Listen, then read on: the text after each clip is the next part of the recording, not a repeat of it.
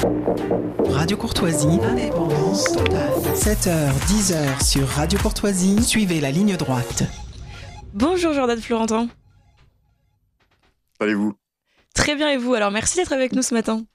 Merci Marie. Alors effectivement, vous l'avez rappelé dans vos actualités. On salue d'ailleurs, j'en profite, notre cher Maud Fleur qui n'est pas à l'antenne ce matin, mais je suis sûr que vous serez à la hauteur, ma chère Marie. Elle revient demain, je rassure nos auditeurs. Très bien. Alors vous en parliez dans votre actualité à l'instant. Marine, est-ce que vous êtes déjà allée à Grenoble, vous ?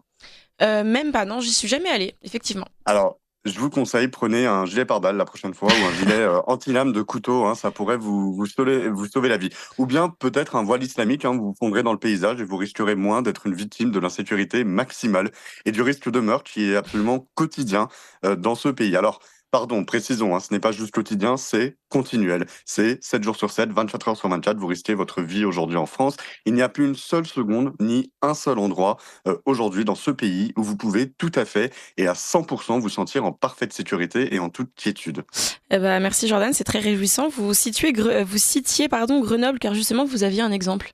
Oui, c'est celui dont vous parliez à l'instant, un exemple qui ne date pas plus tard qu'hier, à Grenoble, dans l'Isère, que l'on peut comparer aujourd'hui à des villes américaines, hein, où sévit le grand banditisme, tant les violences envers autrui, le trafic de drogue et autres crimes et délits y sont aujourd'hui monnaie courante. On a là, ce dimanche, un homme, Lilian Dejean, vous l'avez rappelé, 49 ans, père de 2 enfants, qui a été tué en pleine rue alors qu'il ne faisait rien d'autre que de rendre service à la communauté, faire son travail d'agent de la ville de Grenoble. Oui, Lilian s'est fait descendre, et le mot est dur, je pèse mes mots, parce que dans une guerre civile, les mots et les actes sont crus. Il s'est fait descendre parce qu'il dérangeait. Aujourd'hui, notez bien qu'il n'y a plus aucun respect ni sens de l'intégrité physique en France. Non, dans ce pays, on descend dans la rue quelqu'un comme on jetterait son mégot par terre. Il était 7h30 lorsque cet agent municipal de la ville de Grenoble a donc été mortellement blessé par balle sur le boulevard Jean-Pin, et ce, devant l'hôtel de ville. On n'est même pas dans une cité au sens quartier, on est en plein cœur de la cité au sens politique, au cœur de la ville. Alors, en fait, il y a eu un accident qui s'est produit entre 2 automobilistes. Lilian Dejean passait à ce moment-là. Et parce que c'est un homme bon et courageux au service de sa commune, eh bien, il aurait tenté d'empêcher l'un des automobilistes de prendre la fuite. Marie, moi, je désespère, je vous dis, je ne sais pas, peut-être vous allez me l'expliquer, mais comment on peut en arriver à une société où à 7 heures du matin, vous venez porter secours à une tierce personne et ça vous coûte la vie de 2 balles dans la poitrine? Mais vraiment, que s'est-il passé dans le pays? Et surtout, quand et comment est-ce que tout cela va s'arrêter? Alors le maire de Grenoble est Éric Piolle, c'est le maire d'extrême gauche. Il a tenu une conférence de presse d'ailleurs à ce sujet. Que sait-on, Jordan Florentin, de l'agresseur ? Oui, et encore, vous minorez, moi j'aurais dit d'ultra-gauche, hein, je vous rappellerai certaines de ses positions. Alors, ce qu'on sait, c'est qu'un véhicule Peugeot 2008, avec à son bord une femme, circulait en direction de Mélan. Il a été percuté par une puissante Audi qui arrivait à toute vitesse. Alors, généralement, moi, ce que je vois conduire des Audi, c'est pas des ingénieurs suédois, hein, mais je dirais rien de plus à votre antenne, vos auditeurs m'ont parfaitement conduit, on en saura plus sur le profil de l'agresseur. Sur les lieux de l'accident, il y a une altercation donc, qui se produit, et dans la foulée, on a notre pauvre fonctionnaire communal, Lilian Dejean, qui est intervenu. Et c'est là que le conducteur de l'Audi a tiré plusieurs coups de feu dans sa direction. Et puisqu'il est très courageux, ce conducteur, évidemment, il a pris la fuite. Hein, même si, honnêtement, je vais vous dire, je vois pas trop ce qu'il a à craindre de la justice française quand on sait ce que le niveau de laxisme de ce pays produit. Et a priori, ça risque pas de s'arrêter, car tenez-vous bien, selon certains médias, eh bien, le nouveau Premier ministre Michel Barnier aurait prévu de maintenir à son poste Éric Dupond-Moretti. Oui, Éric Dupond-Moretti, l'un des responsables, l'un parmi d'autres de tout ça, serait maintenu à son poste. Alors, c'est ce qu'avait aussi prévu Ségolène Royal, qui se révèle aussi en Premier ministre, maintenir Gérald Darmanin et Éric Dupond-Moretti à leur poste. On se moque vraiment des Français. Mais in fine, je vais vous dire, très bien Marie, que messieurs Darmanin et Dupond-Moretti restent à leur poste, on va pouvoir leur demander des comptes. Est-ce qu'on a affaire à un énième règlement de compte? Y a-t-il suffisamment de vidéosurveillance et de caméras pour intercepter ou faire justice dans ce type de situation?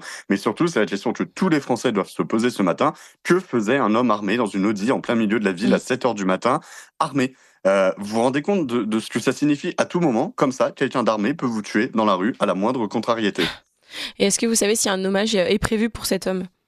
Oui, alors d'abord, une cellule de veille psychologique a été ouverte ce lundi. Dans son communiqué, le maire d'extrême gauche, Éric Piolle, indique que, je cite, la ville de Grenoble, l'ensemble de ses agents élus sont sous le choc devant cet acte inqualifiable d'une violence extrême qui a visé l'un de ses agents qui exerçait ses missions municipal, c'est l'ensemble du service public qui est meurtri.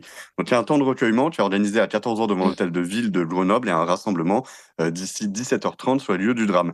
Mais, et très rapidement, j'en conclus, passer le temps des hommages, il faudra se poser les bonnes questions, Marie.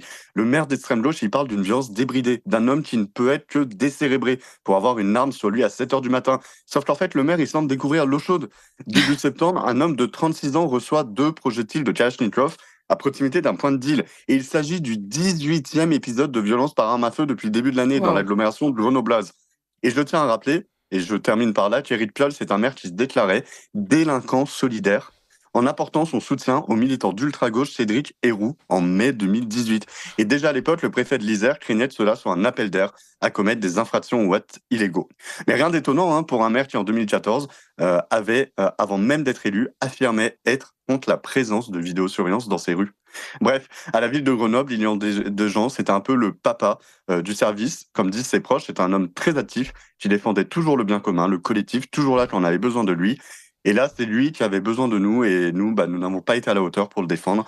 Alors, pardon Lilian, et je le dis, vous êtes un héros du service public et nous vous devons tout notre respect. Merci infiniment Jordan Florentin pour cette chronique. Je rappelle que vous êtes journaliste chez Boulevard Voltaire. Merci d'avoir pu décrypter avec nous ce drame de Grenoble. À très bientôt, on se retrouve la semaine prochaine de toute façon. À très bientôt.